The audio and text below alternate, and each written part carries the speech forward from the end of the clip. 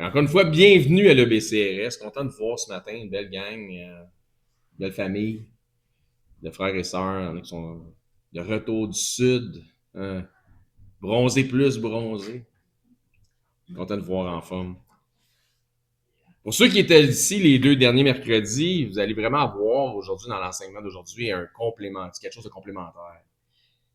Et le titre du message de ce matin, on l'a annoncé en fait, c'est le jugement du grand trône blanc. On va essayer de démystifier toutes ces choses-là. Aujourd'hui, notre lecture, on va la retrouver dans quel livre, vous pensez? Apocalypse chapitre 20. À partir du verset 11, on va lire ensemble. Puis je vis un grand trône blanc. Et celui qui était assis dessus, la terre et le ciel s'enfuirent de devant sa face. Et il ne fut plus trouvé de place pour eux. Et je vis les morts, les grands et les petits, qui se tenaient devant le trône. Des livres furent ouverts, et un autre livre fut ouvert, celui qui est le livre de vie. Et les morts furent jugés selon leurs œuvres, d'après ce qui est écrit dans ces livres. La mer rendit les morts qui étaient en elle, la mort et le séjour des morts rendirent les morts qui étaient en eux. Et chacun fut jugé selon ses œuvres. Et la mort et le séjour des morts furent jetés dans l'étang de feu.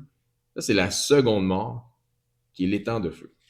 Quiconque ne fut pas trouvé et écrit dans le livre de vie fut jeté dans l'étang de feu.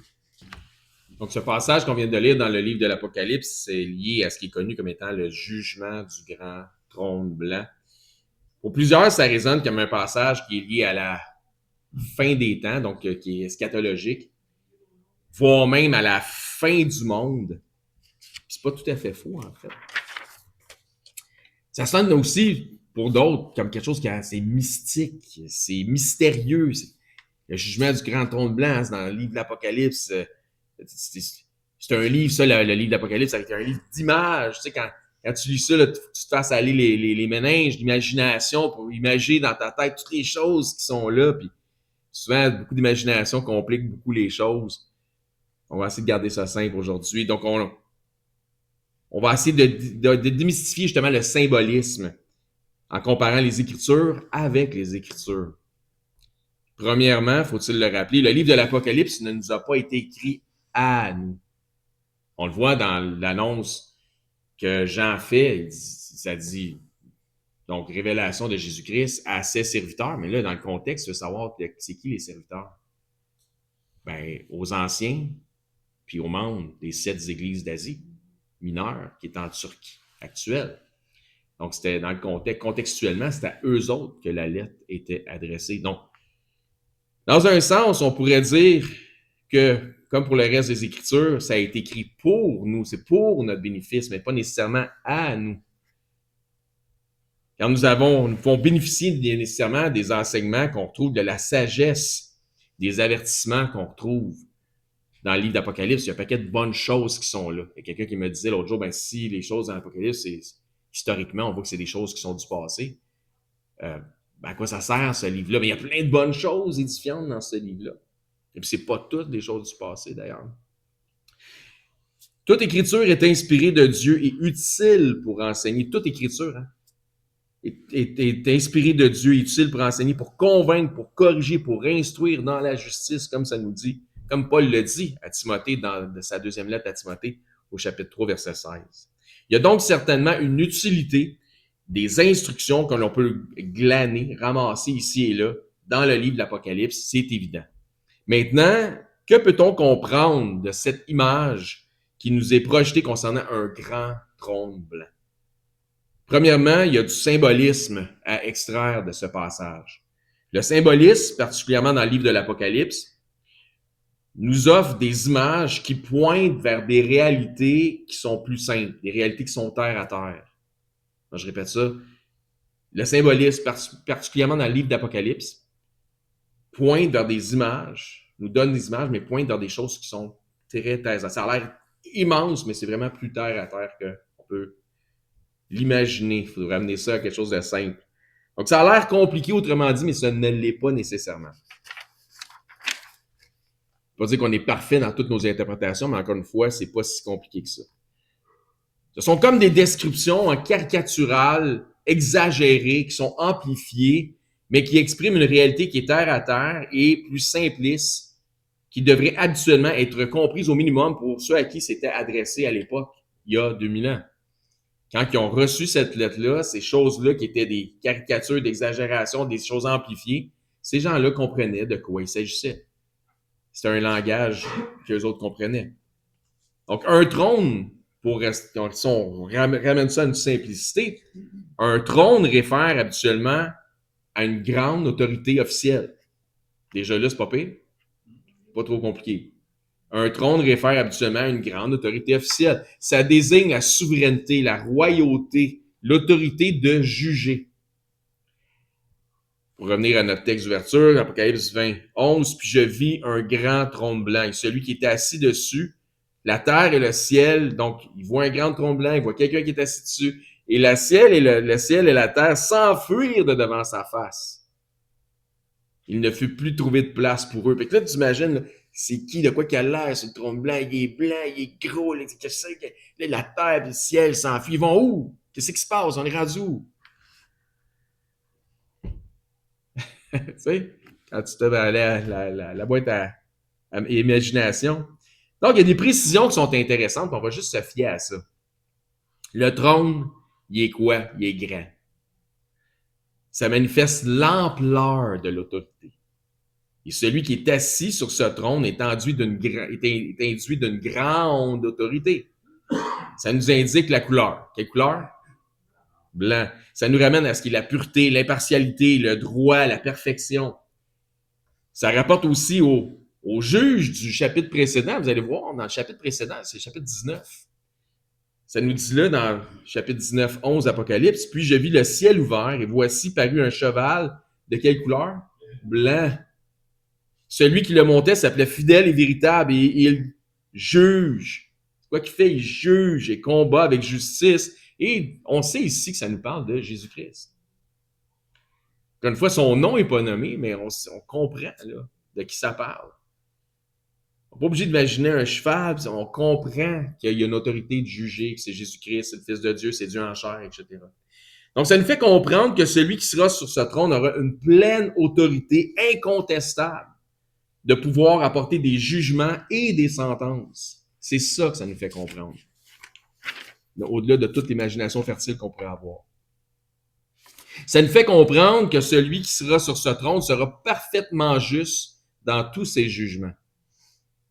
Ça nous fait comprendre que la raison de la pleine autorité de ce juge sera sa propre perfection. Il peut juger parce qu'il est parfait.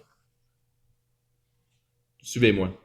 Dans ce monde, nous sommes jugés par nos pairs, par nos semblables. Faites tourner, si vous voulez, dans Romains 1. Commencez tout de suite dans un terrain glissant. Nationalement glissant, c'est ça exactement, un terrain nationalement glissant. Que nourri logé. Romains 1. Nous sommes jugés par des êtres aussi faillibles que nous-mêmes. Comprenez ça, ce principe-là? Dans ce monde, nous sommes jugés par nos pères, nous sommes jugés par des gens aussi faibles que nous sommes jugés par des pécheurs. C'est les pécheurs qui jugent les pécheurs, n'est-ce pas? C'est parfait. Ici, ce sont les imparfaits qui accusent et qui jugent les parfaits. Et celui qui va juger au grand trône blanc, lui, il est parfait. Vous comprenez la différence? Ce que je vous exprime et ce que je vous est expressément, donc ce que je vous dis, là, que nous sommes ici jugés par, c'est les imparfaits qui jugent les imparfaits, pardon. Ce que je vous exprime est expressément la même idée qu'exprime l'apôtre Paul à ceux de Rome dans Romains, chapitre 1. Verset 28. Comme ils ne se sont pas souciés de connaître Dieu, Dieu les a livrés à leur sens réprouvé pour commettre des choses indignes, étant remplis de toute espèce d'injustice, de méchanceté, de cupidité, de malice, plein d'envie, de meurtre, de querelle, de ruse, de malignité, choses qui ne devraient pas jamais être parmi nous.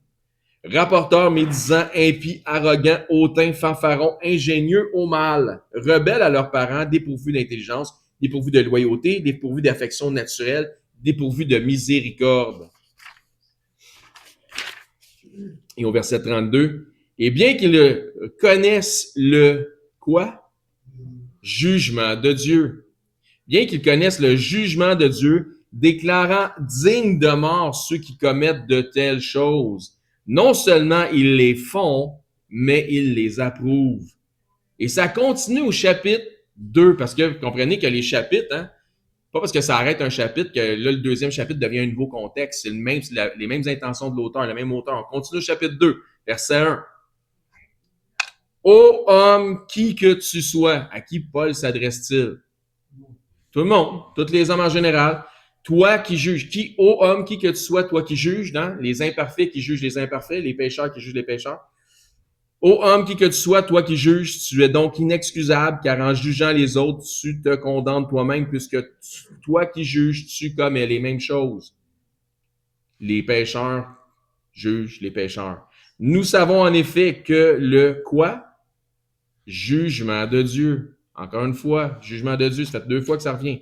Que le jugement de Dieu contre ceux qui commettent de telles choses est selon la vérité. Et penses-tu aux hommes qui jugent ceux qui commettent de telles choses et qui les fait, que tu échapperas à quoi? Au jugement de Dieu. Jugement de Dieu, jugement de Dieu, jugement de Dieu. Est-ce que nous n'aurions pas ici un lien avec notre texte d'ouverture dans l'Apocalypse? Comme je l'ai dit, nous allons laisser les Écritures répondre aux Écritures. Et dès maintenant, sans trop chercher trop fort, on comprend, entre autres, qu'il y a un lien entre ce que Paul annonce à ceux de Rome et en se permettant de s'adresser à l'humanité au grand complet en disant « Ô homme, qui que tu sois », en parlant du jugement de Dieu à venir. Peut-être on peut faire le lien. Jusqu'à date, dans le verset de Apocalypse, chapitre 20, verset 11, si on l'isole et qu'on le met en relation avec d'autres passages des Écritures, en comparant les Écritures avec les Écritures, il ne fait, Paul, c'est-à-dire que le chapitre 20, verset 11, ne fait que confirmer ce qui avait été déjà annoncé ailleurs. Dans les chapitres 10, 11 et 12 de l'Évangile selon Matthieu, il nous est rapporté que plusieurs fois, Jésus utilise l'expression « au jour du jugement »,« au jour du jugement »,« au jour du jugement ». Et pourquoi est-ce que Jésus dit « au jour du jugement »,« au jour du jugement »,« au jour du jugement », parce qu'il y a un jour, il va avoir un... Bon, c'est bon, vous êtes bon. Apocalypse 21, toujours. « Puis je vis un grand trône blanc et celui qui est assis dessus. La terre et le ciel s'enfuirent de devant sa face. Il ne fut plus trouvé de place pour eux. » Yes? Moi, juste une petite correction.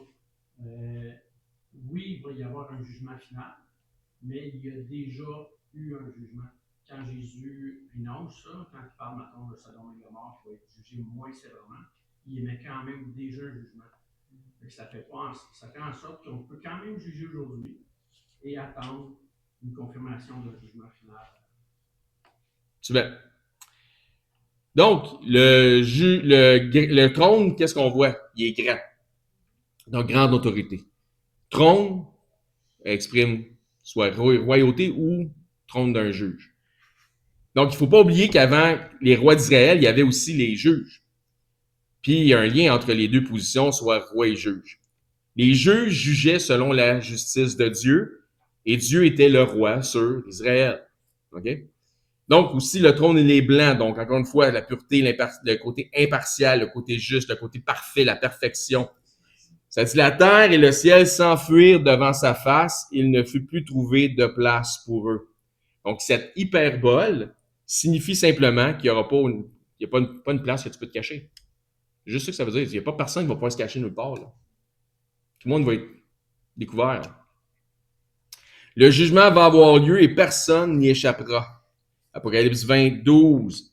Et je vis les morts, les grands et les petits qui se tenaient devant le trône. Des livres furent ouverts, un autre livre fut ouvert, celui qui est le livre de vie. Et les morts furent jugés selon leurs œuvres d'après qu'il était écrit dans ces livres. Ici, on voit des morts, plus précisément les morts. L'utilisation de grands et petits signifie quoi? Aucune exception. Dieu ne fait pas exception de personne. Les morts se tiennent devant le trône, la raison étant l'attente d'un jugement. Comme Dominique dit, c'est vrai, le jugement, il y a déjà un jugement qui a été lieu. Historiquement même, on sait ces choses-là. Mais il y a un jugement final qui doit venir. Donc ensuite, ça nous parle de plusieurs livres. Des livres furent ouverts. Donc les morts furent jugés selon leurs œuvres, d'après ce qui était écrit dans ces livres. Donc on peut comprendre que les livres contiennent, encore une fois, c'est des images. Y a-t-il une bibliothèque? Y a-t-il des livres qui volent? Y a-t-il bien des livres, des piles de livres? C'est quoi? Encore une fois, c'est des images. Donc on peut comprendre que les livres contiennent l'ensemble des chroniques, des activités ou des œuvres de chacun des accusés. Je vais tourner dans Romains 3, si vous voulez. On continue dans Romains. On a fait Romains 1, 2, 3. Donc, ça signifie que Dieu sait tout et que Dieu n'oublie rien. Tout le monde va être à nu. C'est pas... Donc, ça signifie que les coupables seront définitivement dignes de leur sentence. Donc, aucun échappatoire. Personne ne va s'en sortir sans une sentence. Donc, des livres versus un livre. Dieu ne va pas regarder qu'à une seule chose. Il y a des livres, puis il y a un livre. Dieu ne va regarder, ça signifie que Dieu va regarder à une seule chose, puis il y a une seule justification possible. Tel que Paul dit dans Romains 3:10, selon qu'il est écrit, il n'y a point de juste, pas même un seul, nul n'est intelligent, nul ne cherche Dieu, tous sont égarés, tous sont pervertis. Il n'en est aucun qui fasse le bien, pas même un seul, comme que Émile nous a lu ce matin dans le psaume 14. Il y a un autre élément qui sort du lot, qui fait carrément opposition à ceux qui sont appelés les morts. Un autre livre fut ouvert, ce fut le livre de vie. Ce que l'on peut comprendre, c'est qu'il y a le livre de vie qui fait opposition au livre des morts. Encore une fois, ce sont des images qui servent à illustrer une réalité spirituelle. On n'est pas nécessairement 100% parfait dans nos interprétations, mais on va essayer, je veux dire, personne qui pourrait se vanter de ça, mais on va essayer de donner le meilleur de ce qu'on peut pour vous informer sur le sujet, en espérant que ça soit édifiant pour tout le monde.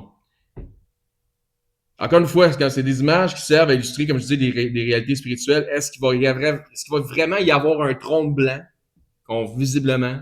Est-ce qu'il va vraiment y avoir des livres? Est-ce que le Tout-Puissant a réellement besoin de registres? Est-ce que ça va vraiment être comme ça? Que la scène soit identique ou non? Ce que l'on comprend, c'est que peu importe comment ça va vraiment se dérouler, Dieu va rester juste dans ses jugements. C'est ça qu'on peut comprendre. La scène n'est pas super importante, c'est comprendre le sens des images qu'il nous a données qui est plus important. Apocalypse 20, 13. La mer rendit les morts qui étaient en elle. La mort et le séjour des morts rendirent les morts qui étaient en eux, et chacun fut jugé selon ses œuvres. Encore une fois, ce que ça exprime, c'est que personne ne va y échapper.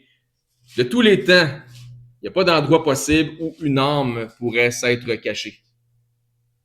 Et chacun fut jugé selon ses œuvres. Donc, on prend réellement conscience ici que l'histoire du grand trône blanc signifie le moment d'un jugement. Ça signifie le trône d'un juge, parce que chacun fut jugé selon ses œuvres.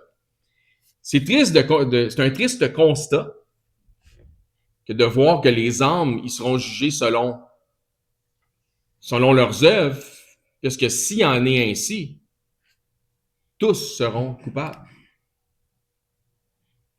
Si le juste juge impartial, qui ne fait exception de personne, juge avec justice, la sentence est donc automatiquement pour tous les morts, et toute la même, pour tout le monde.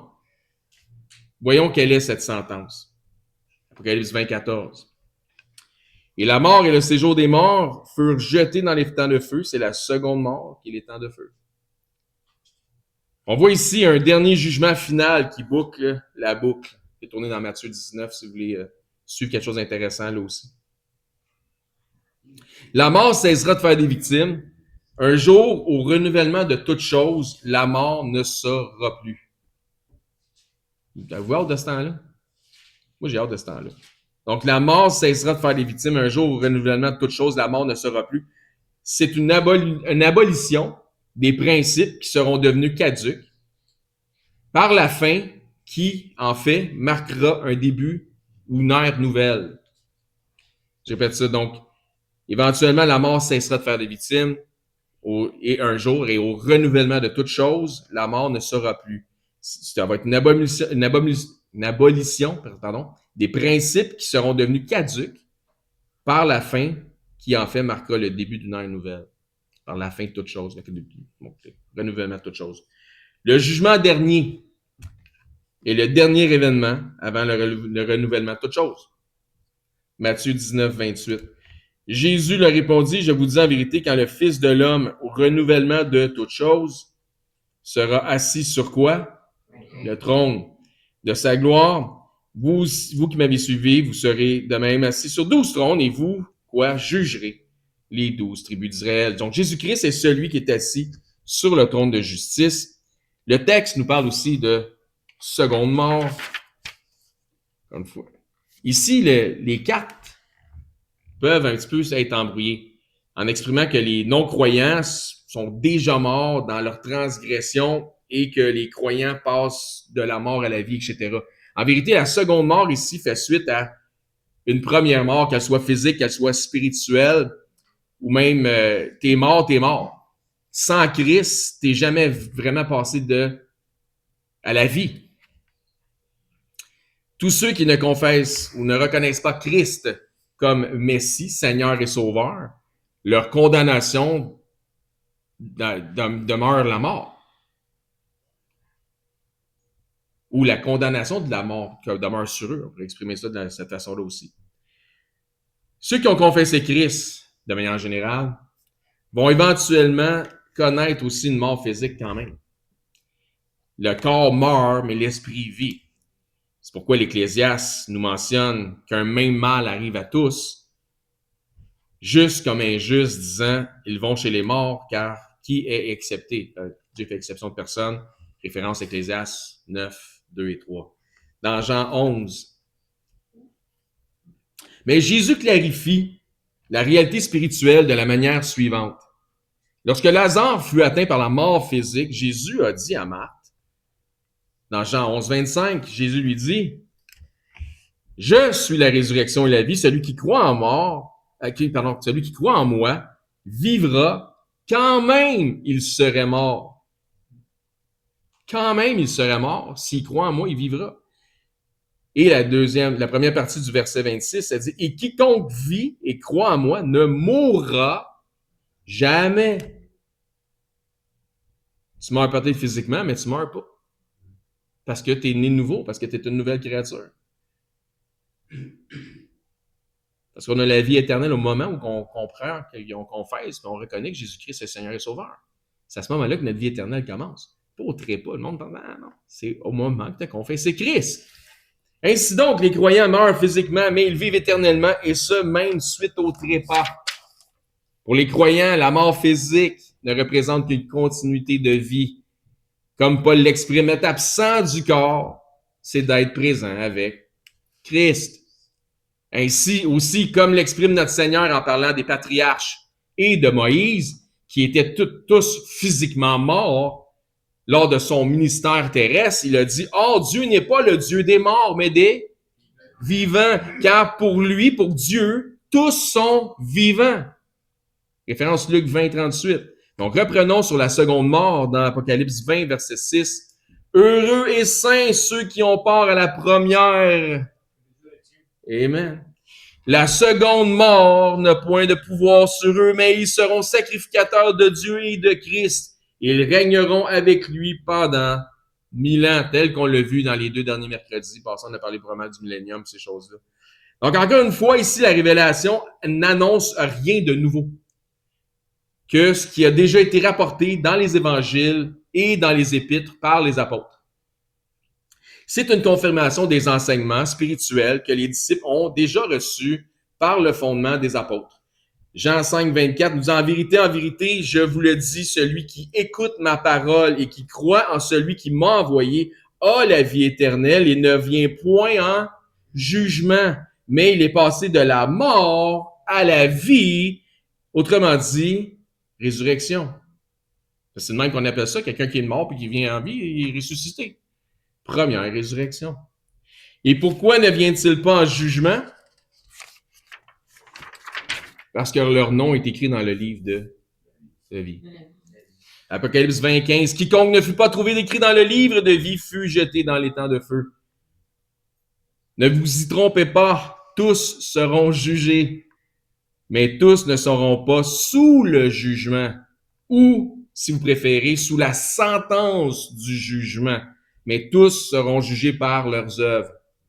Je répète, ne vous y trompez pas, tous seront jugés, mais tous ne seront pas sous le jugement, ou si vous préférez, sous la sentence du jugement, mais tous seront jugés par leurs œuvres. Les injustes, pécheurs, coupables et qui auront choisi la voie de l'incrédulité seront coupables et indéfendables devant sa majesté divine.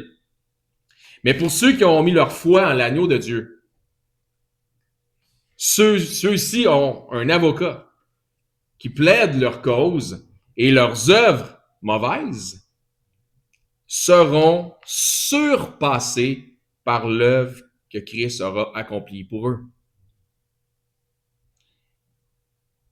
Jésus leur répondit dans Jean 6:29, l'œuvre de Dieu, c'est que vous croyez en celui qui l'a envoyé. Les gens voulaient savoir qu'est-ce qu'il faut faire pour faire les bonnes œuvres, les œuvres là, de Dieu. Il dit non, l'œuvre de Dieu, c'est l'œuvre que Dieu a déjà faite pour vous. C'est tout ce que vous avez à faire, c'est de croire, puis croire n'est pas une œuvre. D'avoir la foi n'est pas une œuvre. Parce qu'on n'est pas sauvé par les œuvres, mais par la foi, donc la foi n'est pas une œuvre. Par la grâce de Dieu, par le moyen de la foi. C'est Dieu qui accomplit l'œuvre pour nous en la personne de son Fils. Il y aurait encore beaucoup d'écritures à comparer avec les Écritures pour établir la réalité spirituelle du texte du livre de l'Apocalypse qui nous parle du grand trône blanc. Et terminons en voyant quelques passages en rafale. Là, je vais partir de mitraillette à verset. Et à vous de mettre en place les liens à faire avec les bouts de texte bibliques en vertu de ce que nous avons déjà étudié ensemble, ce qu'on a vu, de ce qu'on a parlé ce matin. Et je vais simplement vous faire la lecture sans vous demander nécessairement de tourner là parce que ça irait un peu trop, je vais aller trop vite pour vous autres. Mais vous pouvez prendre certainement en référence les notes et comme de bons Béréens, au sentiment noble, vous pourrez réviser le tout à la maison. Je commence. Donc, 2 Timothée 4:1, Paul dit à Timothée, « Je t'en conjure devant Dieu et devant Jésus-Christ qui doit juger les vivants et les morts. » Donc, juger les vivants, donc, comme j'ai dit tantôt, mais pas nécessairement sous le jugement. Et au nom de l'apparition de son royaume. Romains 2:16. C'est ce qui paraîtra au jour de, selon mon évangile, Paul s'exprime, et en passant pour votre information, l'évangile de Paul n'est pas un évangile particulièrement pour lui, c'est l'évangile de Jésus-Christ. C'est le même évangile pour tout le monde. Il n'y a pas d'autre évangile. Donc, Paul, il dit, c'est ce qui paraîtra au jour où, selon mon évangile, Dieu jugera par Jésus-Christ les actions secrètes des hommes, des livres furent ouverts. Donc, Jean 5:29, ceux qui auront fait le bien ressusciteront pour la vie. Donc, le livre de vie. Mais ceux qui ont fait le mal ressusciteront pour le jugement étant de feu. Hébreux 12:23, de l'assemblée des premiers-nés inscrits comme dans un livre, premiers-nés. Dans les cieux, donc, l'assemblée des premiers-nés inscrits dans les cieux, du juge, qui est Dieu de tous les esprits des justes parvenus à la perfection. Donc, encore une fois, ça peut faire référence au livre de vie. Donc, ce dernier passage va aussi bien avec ce que Jésus exprime aux incrédules religieux de son époque dans Luc 20:35. Mais ceux qui seront trouvés dignes d'avoir part au siècle à venir et à la résurrection des morts ne prendront ni femme ni mari, car ils ne pourront plus mourir. Donc, la mort va être abolie, comme ça on l'avait vu, parce qu'ils seront semblables aux anges et qu'ils seront fils de Dieu, étant fils de la résurrection. Et cette réalité des fils de la résurrection nous propulse vers notre texte final, où là, maintenant, vous pouvez tourner. Dans Apocalypse 21.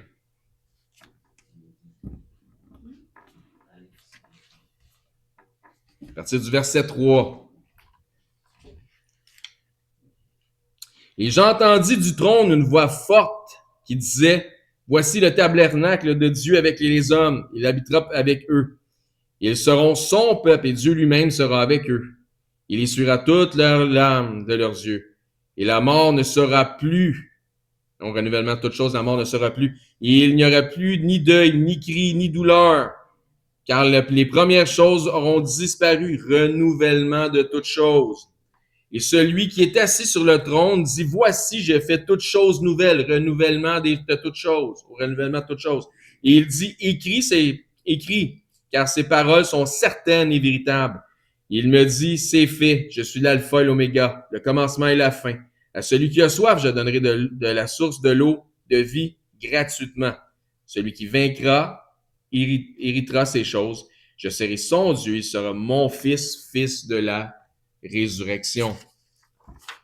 Mais pour les lâches, les incrédules, les abominables, les meurtriers, les impudiques, les enchanteurs, les idolâtres et tous les menteurs, tous ceux qui n'ont pas été se sont pas confiés en Jésus-Christ par la foi, qui n'ont pas laissé Christ, qui n'ont pas revêtu Christ, qui n'ont pas laissé Dieu réformer leur vie, après ça, réformer leurs pensées, etc., par le salut en Jésus-Christ.